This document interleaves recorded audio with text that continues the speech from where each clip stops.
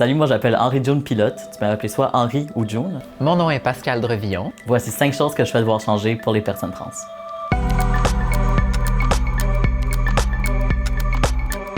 Fait que la première chose que je nous souhaite, c'est plus de représentation dans les médias. Mais quand je dis dans les médias, je veux vraiment dire toutes. Autant dans les nouvelles, dans le théâtre, dans le cinéma. Faut pas nécessairement qu'une personne trans soit là juste parce qu'elle est trans pour porter une histoire qui soit strictement trans. La transition, la transformation, tellement de choses qu'on a déjà vues et entendues. On a juste besoin d'être là uniquement, de porter des histoires qui sont les mêmes histoires que tout le monde, une recherche du bonheur, nos liens avec nos familles, nos amours, nos passions, nos questions, ce qui nous rend humains en fait. D'avoir des personnes trans normales dans la vie de tous les jours va faire que, justement, les personnes trans comme moi puissent se sentir confortables de faire leur coming out, que ce soit à l'école, dans le milieu de travail, avec leurs amis, avec leur famille. Un des éléments de la transition de genre, c'est la transition médicale. C'est vraiment les chirurgies, l'accès aux hormones. Vite comme ça, on pense juste à une ou deux, mais il y en a des dizaines et des dizaines. C'est là qui fait aussi que beaucoup de personnes trans féminines vont pas avoir accès à autant de chirurgies parce qu'elles sont vues de facto comme des chirurgies esthétiques, comme une augmentation mammaire, le fait d'enlever les poils, une chirurgie de féminisation faciale.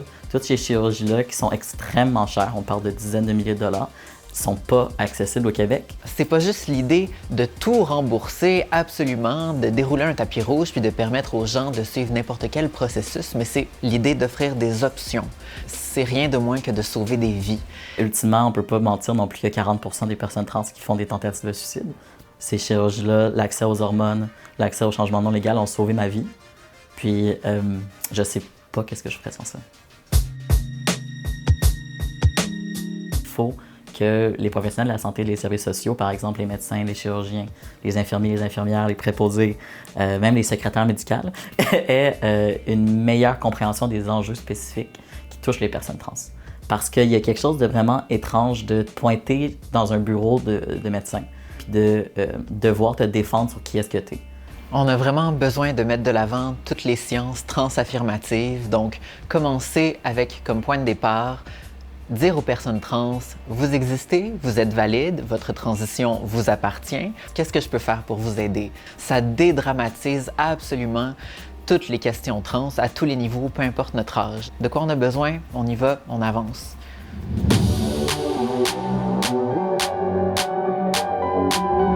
De plus en plus, il y a des jeunes qui vont avoir le courage de faire leur coming out aussitôt que le primaire puis le secondaire.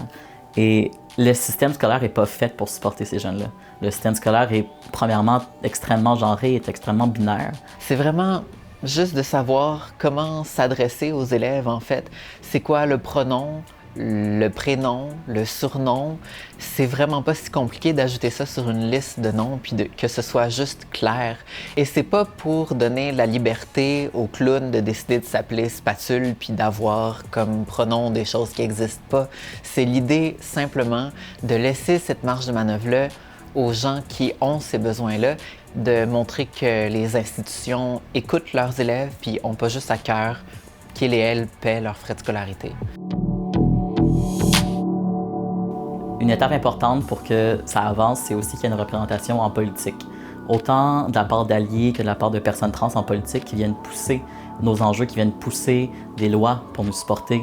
Parce qu'on va pas se mentir que nos droits sont constamment...